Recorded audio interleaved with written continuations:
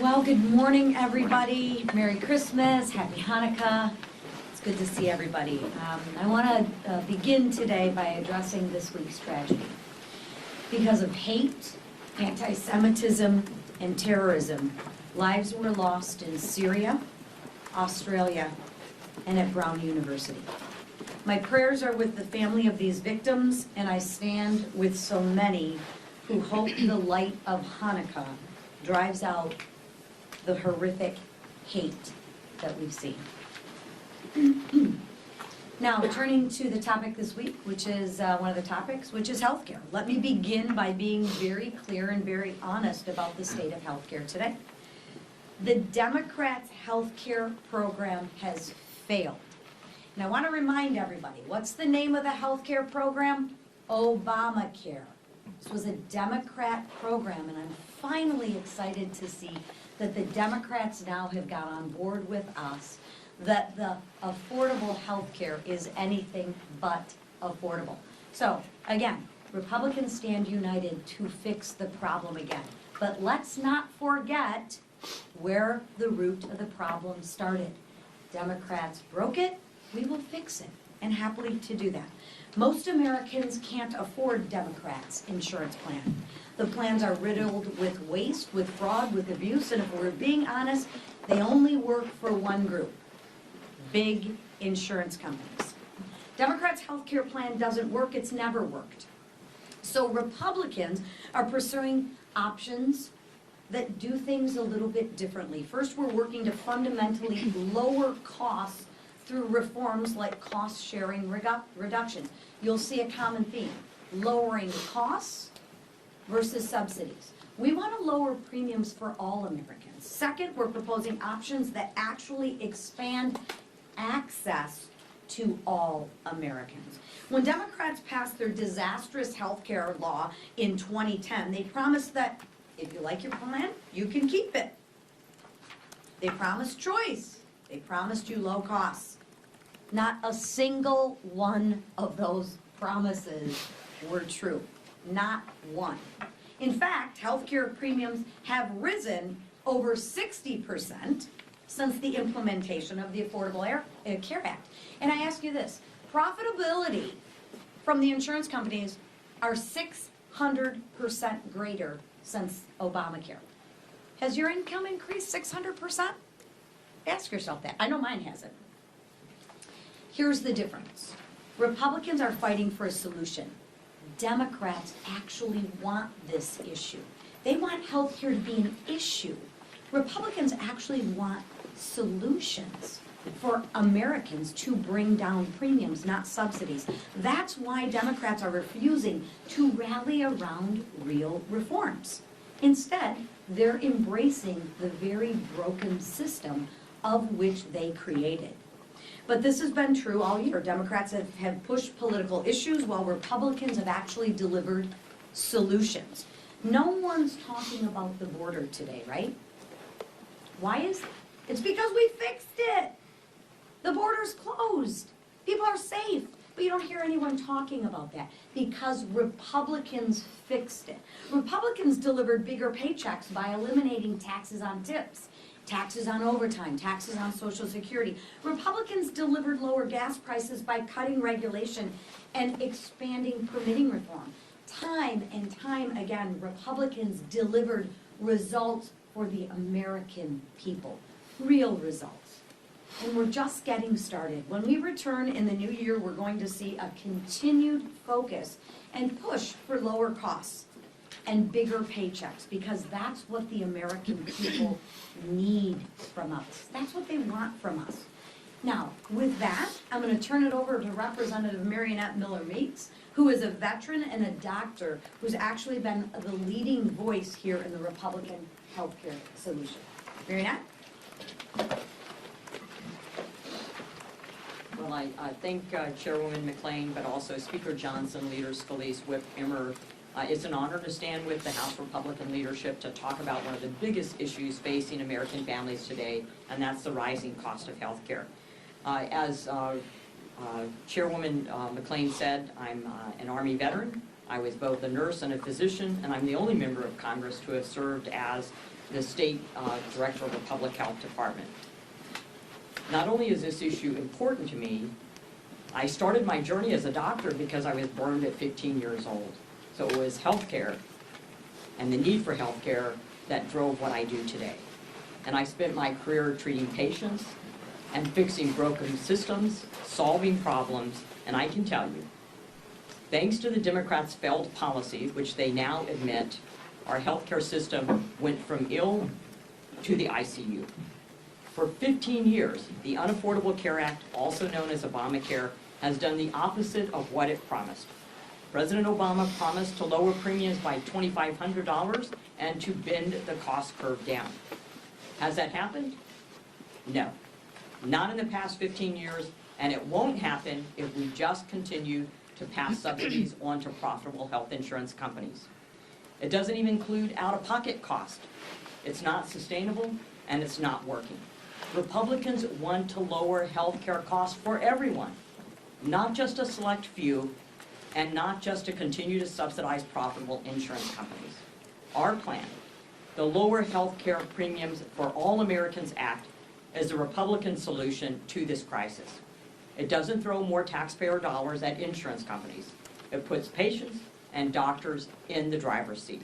Our bill lowers premiums by 11% by funding cost-sharing reductions the right way, not just through COVID-era bailouts that benefited only big insurers. That's up to $1,871 in savings for families each year and over $36 billion in taxpayer savings. We're delivering real PBM reform to stop middlemen from inflating drug prices. Even in my own state, my PBM transparency bill that passed in 2019 when I was a state senator, one of our counties reported that they saved $80,000 last year through their transparency alone.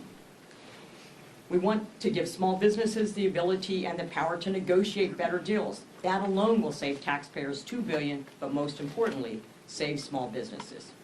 We're expanding association health plans by allowing small businesses and self-employed workers to team up to expand choices, which result in premiums going down by as much as 30%, even those small businesses that are in the exchanges.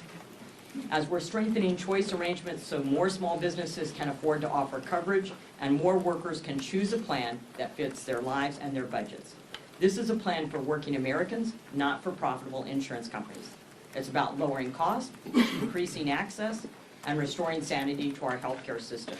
Most importantly, it is a plan that lowers healthcare costs for everyone and puts patients and doctors in the driver's seat.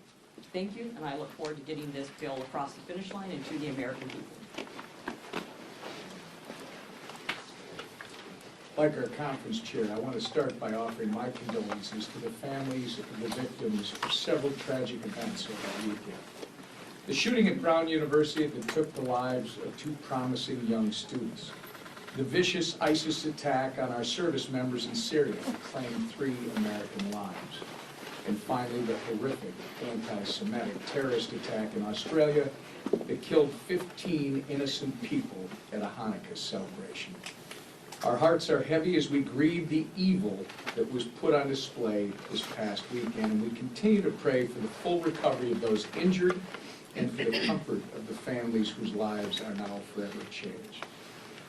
Now, turning our attention to the House Republican agenda. This year, Republicans delivered one of the most consequential pieces of legislation in our lifetime. The Working Families Tax Cut Act, passed by the House Republicans and signed into law by President Trump, achieved historic America First victories, such as no tax on tips, no tax on overtime, tax relief for seniors, an increased child tax credit, and Trump savings accounts for newborn children. 2026 is gearing up to be the year of deeper pocketbooks and lower costs for the American people. Thanks to this landmark legislation, tax refunds could increase by $1,000 per taxpayer next year. That's more money in your pocket for you to invest, save, and grow. Waitresses, law enforcement officers, and parents will have more of their hard-earned dollars to put food on the table and to support their families. Not only did our bill deliver the largest tax cut for middle-class Americans, It also addressed rampant waste, fraud, and abuse in programs like Medicaid and SNAP. As we have all witnessed with the fraud scandals coming out of our state of Minnesota, these programs have long been ripe for fraud. But House Republicans and Donald Trump implemented common sense reforms to strengthen the system to benefit the people who need it the most, not fraudsters who sent millions to terrorists abroad. Which brings me to addressing the failure of my governor, Tim Walz. We anxiously await Tim Walz's response to House Oversight Committee Chairman Jamie Comer regarding what he knew about the $1 billion in fraud. Walz has had 7 years to address and stop the fraud. It wasn't until President Trump made this a national issue that Walz started to pretend that he cares about his constituents' tax dollars supporting a terrorist group in Somalia. Accountability is coming, Governor. Our dishonest, failed governor must and will answer for his complete incompetence. With that, I'll turn it over to our leader, Steve Scalise.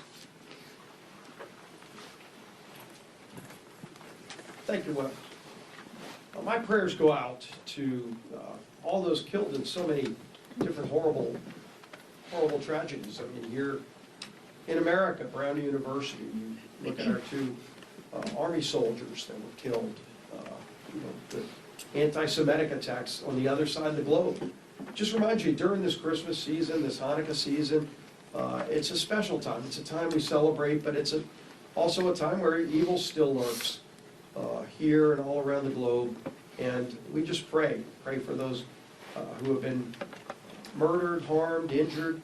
We pray for those who have evil in their hearts, that God can touch them and hopefully remove that evil so that they don't go harm innocent people. This week here in the House, as we finish our work for the year, we're taking up some very important bills. And start with the SPEED Act. We've heard complaints from members all across the country that know that just trying to build things in America, road projects, bridges, pipelines to move energy, anything you're trying to do, more and more laws are getting in the way. NEPA is a heavily abused law that delays a lot of the projects that ought to be built. Bruce Westerman and his committee have done incredible work to bring a bipartisan bill that starts to address the abuses here in NEPA so that we can actually build things in America again. You know, you think about the cost savings that would come if it only takes 2 years instead of 10 years to build a major project. And we all know what's happening all across America, why so many projects are shelved in many cases, or take so long to be built because of the abuses of some of these laws, like NEPA, Endangered Species Act, Clean Water Act, Clean Air Act. All of these laws are being heavily abused, so this is a really important first step, getting the SPEED Act passed to get real, meaningful permitting reform. And then, of course, Dr. Miller Meeks talked about her bill, which is such an important step to lower costs in healthcare for all Americans, 100% of Americans.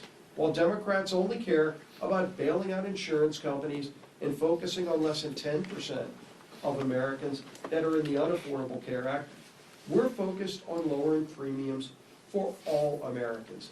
And that's what you're going to see on the floor this week. You know, you think about association health plans, which have been proven to give people more options to lower costs.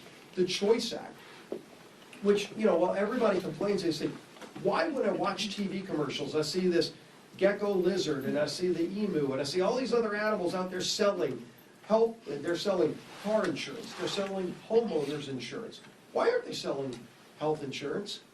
Well, that's because the laws at the federal level prohibit the ability for people to have choices to get people trying to offer them lower cost products for health insurance. Imagine if, for example, with Choice Act, where you can run through a health savings account, the ability where if you get your health insurance through your employer, if you're able to go find a better plan, if somebody could compete for your business and offer you a lower deductible plan with lower co-payments for your families, right now you can't go buy that product. We create those options with the bill that we're bringing to the floor tomorrow. The PBM reform that Dr. Miller Meeks talked about, where you can actually have lower prescription drug costs, again, for 100% of Americans. This is something that our 3 committees of jurisdiction have been working on for a long time. And yet, while Democrats only want to bail out insurance companies while premiums go up, we're focused on having lower premium options, lower cost options for 100% of Americans. So another busy week where we're going to be focusing on helping families that are struggling under the weight of all the damage that President Biden did. President Trump is working to lower costs. President Trump wants to see these bills on his desk. And we're going to work to deliver here in the House. And if I don't see you between now and then, I wish you all a Merry Christmas, Happy Hanukkah, and Happy Holidays. Speaker of the House. Mike Johnson. I rarely get to raise the podium, but I'm going to take the opportunity. Good morning, everybody. Thank you to Dr. Miller Meeks for joining us on what is our last leadership press conference of the year. And I just want to say to all of you, press corps, thanks for being here each week and covering all of this. It's been a hugely historic week, year in so many ways, and a hugely consequential Congress, and you've had a lot to cover. So we do, as everybody said, wish you Merry Christmas, Happy Hanukkah, and hope you get some well-deserved rest over the short holiday. Since Congress reopened, following the end of the Democrat shutdown, the longest in American history, Republicans have passed, since we came back, 41 pieces of legislation, and of course, as you've heard this morning, we're set to pass even more. Chief among them is the Lower Health Care Premiums for All Americans Act. It is aptly and appropriately named because that's exactly what it's going to do, as everybody has explained this morning. If you recall, Democrats shut the government down and kept it closed for 43 days so that Chuck Schumer could get political cover from the grassroots of his party. Remember that he had voted for the same CR just several months earlier in March, and the same vehicle came forward. He suddenly changed his tune, and that is because he caught a lot of political backlash for it. So he decided instead to shut the government down and fight. Well, everybody saw how obvious and how dangerous that gambit was. And so the Democrats tried to spin their selfish political decision to claim the whole thing was always about, quote, fighting for health care affordability. But that claim never made any sense because it ignores the very simple facts of the situation. It is the Democrats' Unaffordable Care Act that broke America's health care system, as has been recounted this morning. And it's the Democrats who have refused every good faith Republican effort to fix it along the way. But this is 15 years into this saga that the American people have been drugged through because the Democrats decided 15 years ago to break the system. They insisted when they passed the Unaffordable Care Act that it would reduce premiums, it would provide more choice and higher quality and all of that. And none of that ever happened. In fact, quite the opposite effect is what we have seen. All this was foreseeable, and that's why Republicans didn't support it. Premiums have skyrocketed, the quality of care has plummeted in so many places and in so many cases around the country, and fraud is absolutely rampant in the system, and it is costing everyone dearly. Yes, there is a health care affordability problem in America. It's a very serious problem for almost every family. But it is an indisputable fact that the Democrats caused that problem, and Republicans are the ones having to clean it up. For 15 long years, Americans have now faced skyrocketing premiums, fewer quality choices, inefficient care, and widespread fraud, waste, and abuse. Benchmark premiums on the Obamacare marketplace for every plan, listen to this, they've increased 80% overall since 2014, and they're continuing to rise. The Unaffordable Care Act marketplace has resulted in lower quality plan offerings and less consumer choices today. Fraud is absolutely rampant. Paragon Health is one of the analyst groups, and they estimate there's over 6.4 million people who are improperly enrolled in the Obamacare exchange. And a recent GAO study, the Government Accountability Office, found some staggering facts. It proved what we all know intuitively about the fraud that's involved in this program. They found that Obamacare's subsidy system lacks even the most basic guardrails to prevent fraud, waste, and abuse. And I think that study is something that you should all dig into. It should be on the front page of every newspaper because it is shocking, alarming. Over the last 2 years, for example, the investigators at the GAO, Government Accountability Office, they did a little experiment. They in 24 different cases, they applied for Obamacare subsidies. They did it fraudulently by intent. So 24 applications with no Social Security data attached, none of the information that's necessary to actually apply, no citizenship proof attached, and none of the income documents and all the things that are supposed to be applied and included in an application. Now guess what? Out of the 24, 23 of them were approved. And they've been paid tens of thousands of dollars, some of them as recently as September of this year, the GAO tracking all of this fraud, wondering, hoping if anybody will ever pay any attention to it and stop it. That's not the only thing they found. The report also found that in 2023, 29,000 Social Security numbers were used by multiple persons. In 2024, 68,000 Social Security numbers used by multiple people to bilk the system, to defraud the system, and to take dollars to themselves. You had, in one case, there was over 120 individuals using the same Social Security number to get these benefits, and it was never stopped. The GAO also found that more than $94 million last year alone was sent to insurers on behalf of people who were already deceased. It's a serious, serious problem in the system. It's why the costs are so high, and this is the system that Democrats in Congress want to extend without any reform. We just can't have that. The Washington Post summarized all this best in one simple sentence. They said, quote, "The real problem is that the Affordable Care Act was never actually affordable." That's the problem. America's healthcare system should be the envy of the world. Instead, it's the most expensive in the world, and the American people are not getting any healthier because of all this madness. A new Gallup poll released yesterday found that 70% of Americans have a negative outlook on our healthcare system for all the obvious reasons. All Americans deserve a healthcare system that puts patients first, one that meets their needs with more access, more choice, and more affordable quality care. And House Republicans have offered legislation to begin fixing what is broken and to restore integrity to our nation's healthcare system, and it's so long overdue. The lowered healthcare premiums for all Americans Act, will be on the floor tomorrow, is the first big step in that regard. As has been noted by Dr. Miller Meeks and the other leaders here, it offers common sense solutions to lower premium costs for everybody, all Americans. It expands access to quality care, provides every American with more options and flexibility to choose coverage that works for them, and it brings greater transparency to America's healthcare system. And here's how. The bill has 5 key reforms. I'll just reiterate some of this real quickly. It reduces premium costs through cost-sharing reduction payments, brings pharmacy benefit manager transparency, and removes the hidden costs of prescription drugs. It allows small business owners and independent workers to form association health plans. It provides more choice for employees to customize their health care plans, and it protects small businesses from costly regulatory overreach. According to the latest CBO projection, Republicans' cost-sharing reduction payments, just that provision alone, would reduce premiums by at least 11% and will save taxpayers tens of billions of dollars, about $30 billion. Contrast this with the Democrats' proposal. Now, what is their proposal? The Democrats' subsidy proposal would only lower premiums for a small subset of people. Now, think of this. Just 7% of Americans would benefit.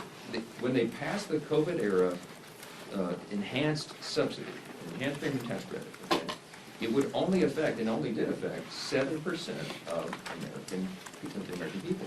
If it was extended today, if their gambit was done, and without any reforms, and they expanded it for 3 years, which is what they tried to do in the Senate, and they failed last week, and what they would try to do in the House, if allowed, that would only reduce, for the 7% of Americans, it would only reduce their costs by 5.7%.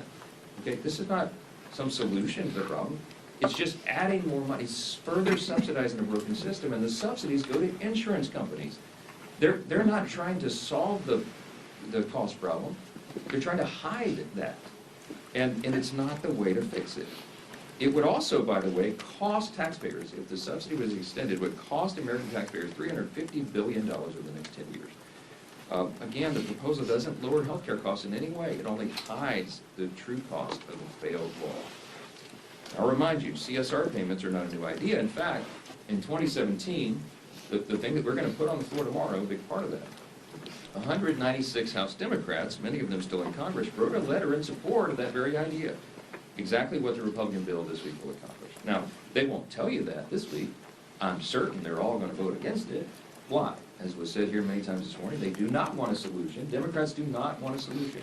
They want an issue in the upcoming election. And they think that the media will go along with this and that people will buy it. That, oh, their heroic effort to extend this COVID-era subsidy that they themselves created and that they themselves put the expiration date on at the end of this year, they're going to try to convince you that that's all health care wrapped into that. Remember, it only affects 7% of Americans, and it would only reduce their cost by less than 6%.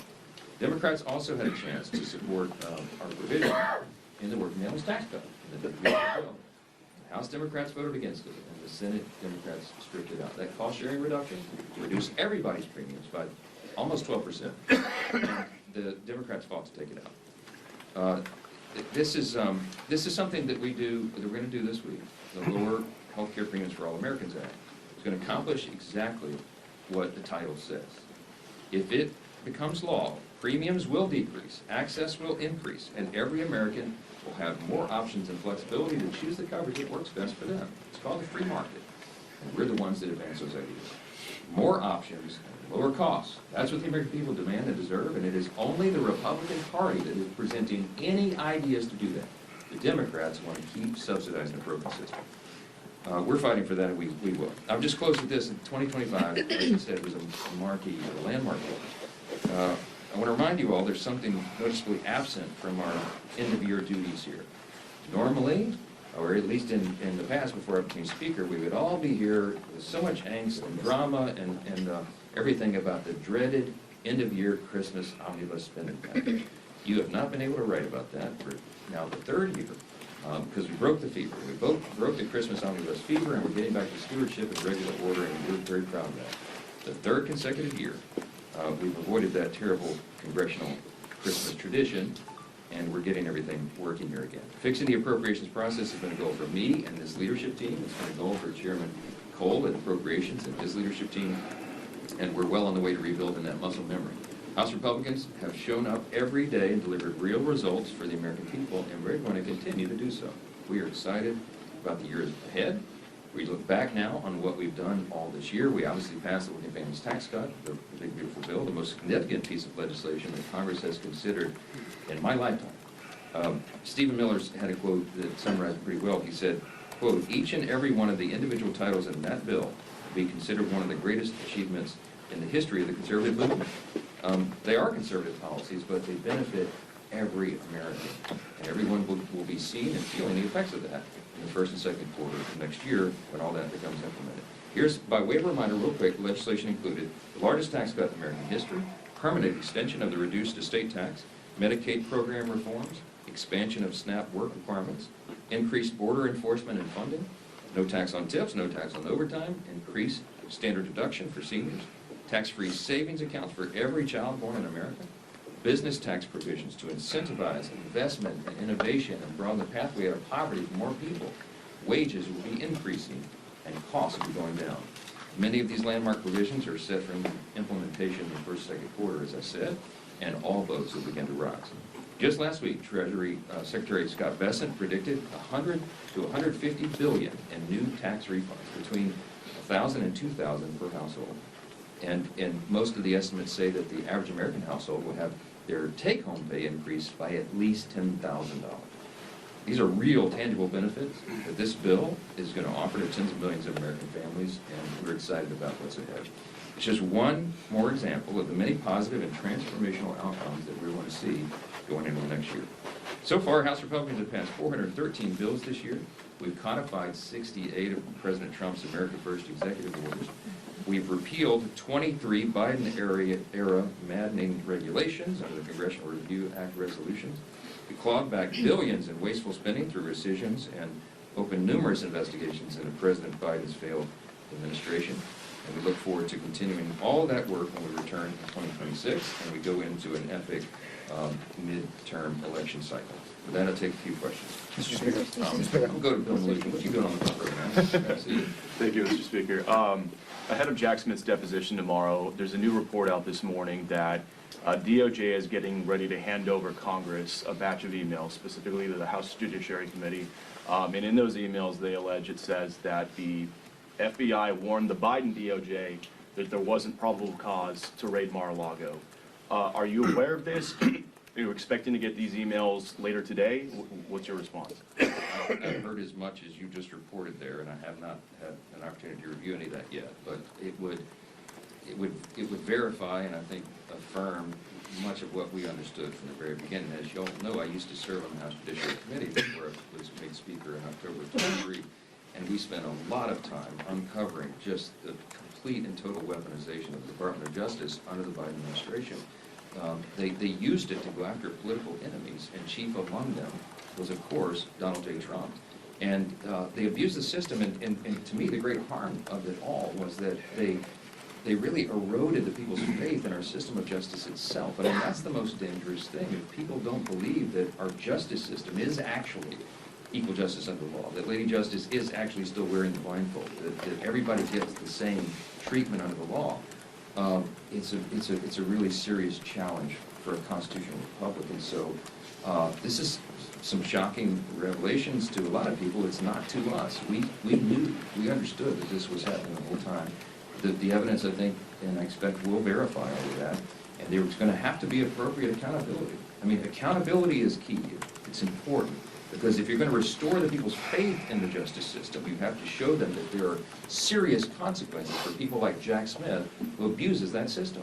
We have to ensure it doesn't happen again, and we'll see how all that unfolds. And it's going to be a very, very interesting, important investment. Thank you, Mr. Leader. This morning, Congressman Mike Lawler said that it was political malpractice to not allow a vote on the ACA subsidy extension this week. What's your reaction to that? And will Republicans suffer any political blowback for not allowing something like that to come to the floor with moderates? Well, Mike Lawler is a very dear friend and a close colleague of mine. Ironically, weekend before last, I was in New York, in his district on Long Island, and we were campaigning together, ensuring that he gets reelected. Mike Lawler fights hard for New York, as every Republican in this conference does for their districts. The districts are different. They have different priorities and ideas, but we do have, there's about a dozen members in the conference that are in these swing districts who are fighting hard to make sure that they reduce costs for all of their constituents. And many of them did want to vote on this Obamacare, COVID-era subsidy the Democrats created. We looked for a way to try to allow for that pressure release valve, and it just was not to be. We worked on it all the way through the weekend, in fact, and in the end, there was not an agreement, wasn't made. Now, everybody was at the table in good faith, and I certainly appreciate the views and the opinions of every member of this conference. But I will tell you one thing they will all join in unity on is voting for this bill that we've been discussing this morning, because again, instead of just trying to assist 7% of Americans, this is for 100% of Americans, and we can handle that and do that together. I hope that Democrats will come along with us. If they're serious about solving the problem and bringing down costs of health care, they'll all fully support it as well. But I think you're going to see they're playing politics with this. Speaker. Thanks, Speaker Johnson. Last week, President Trump said that his legislative agenda is essentially done. So why should voters vote for Republicans in the midterms if there is nothing left to do legislatively? Well, I don't know which comment you're referring to and in what context, but I'll tell you, I've talked to the President sometimes multiple times each day. He and I and his team and our teams work around the clock. Literally, the President and I will talk sometimes at midnight and then again at 6 a.m. I mean, this President doesn't sleep. He's working all the time. The agenda is aggressive. There is much more to do. I think what he's sometimes when he's taken out of context on comments like that, he's referring to what we accomplished with the working families tax cut, the big beautiful bill, because there's so much in that a lot of people said, wow, you guys checked all the boxes. Well, we did to a certain extent, but there is so much more to do. And we're going to have a very aggressive legislative agenda coming right out of the gates in January. We're going to continue to work, for example, on health care to continue to bring costs down to the American people, to bring down the cost of living overall. You're going to see an aggressive affordability agenda, and we're going to see continued codification of the president's executive orders. He's up to about 200 of those. Probably about 150 of them are codifiable by Congress, and we're working steadily through that list. You're going to see us delivering for the American people while the effects of that giant piece of legislation that we did on July 4th, got signed on July 4th, comes into implementation. So much more yet to do. The President and I talk about that almost every day, and he's excited about it, and I am. Mr. Speaker, so there's a lot of Republicans who would still like to see health savings accounts set up as an alternative to the premium tax credit. I'm curious, why is that not in this bill? Is that something that's still on the table? Very much on the table. The President likes the policy as well. I see my doctor colleagues, Dr. Meeks is nodding in agreement. The Docs Caucus the Chief Doctors Caucus in the Republican Conference works on these things, and I think we could get broad consensus on that. What we anticipate going into the first quarter next year is possibly in a reconciliation package or in regular order as standalone. Ideas just like this. We have a long list of things that we know will reduce premiums, increase access and quality of care. And again, we're the only party that's going to be bringing that forward. The Democrats have zero ideas, zero concepts, and zero legislative plans on anything they'll propose other than just subsidizing the broken system. So there's going to be a stark contrast between the two parties. That'll be a big part of it, and I think you'll see a lot of that discussion going forward. Yes, ma'am. Just to follow up on that, we are at the end of the year here. People have already enrolled in their health care plans. You guys were out for 2 months during the shutdown. Why has it taken until the end of the year to start addressing, putting to the floor these health care bills? And what is your message to those who are going to see their premiums rise next year anyway, because it seems unlikely that Congress is not going to be able to get something together by then? The health care bill on the floor tomorrow is right on time. There's always a good time to reduce premiums for health care. And remember, the Republican Party, since the Unaffordable Care Act became law 15 years ago, we have been working steadily, producing ideas, trying to address this. We tried to repeal and replace it, as you all know, in our ultimately failed attempt back in the first Trump administration in 2017. The famous John McCain thumbs down tanked the effort. And since then, the roots of Obamacare, the Affordable Care Act, have gotten so deep in the system that it's no longer possible to just pull it out at the root and chop it off and start over. It's too deeply ingrained. And so now we have to take it step by step to reduce cost and repair the system. And that's the ideas that we have. You're talking about the longest shutdown in U.S. history. The Democrats did that. Remember, when we reopened the government, we ended in the exact same place that we began. They didn't get a darn thing out of it, and we knew that they wouldn't, and that's how it would come out, and they did it for political purposes. When they took us off the field effectively for 43 days, as soon as we got back, let's remember, because history's being revised here every day, we got right back to the appropriations process, remember, which is so critically important, and all the other measures that we were pushing through.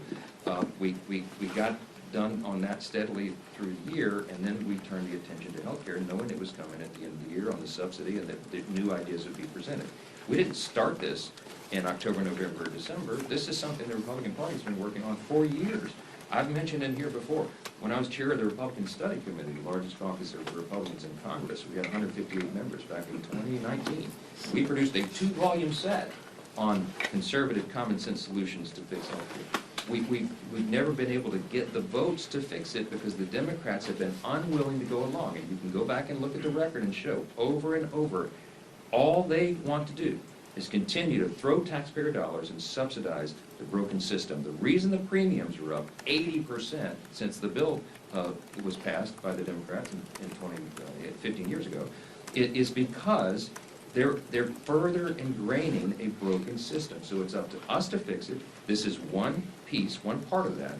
And in the first quarter, January, February next year, you're going to see much more activity of this. The American people's attention is on healthcare for the obvious reason. It is a very serious problem. But remember this, the Democrats broke it, Republicans are going to fix it. I wish you all a blessed holiday. Thanks so much.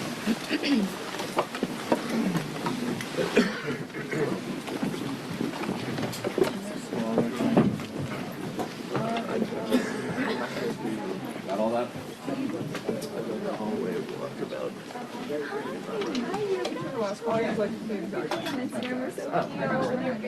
Oh.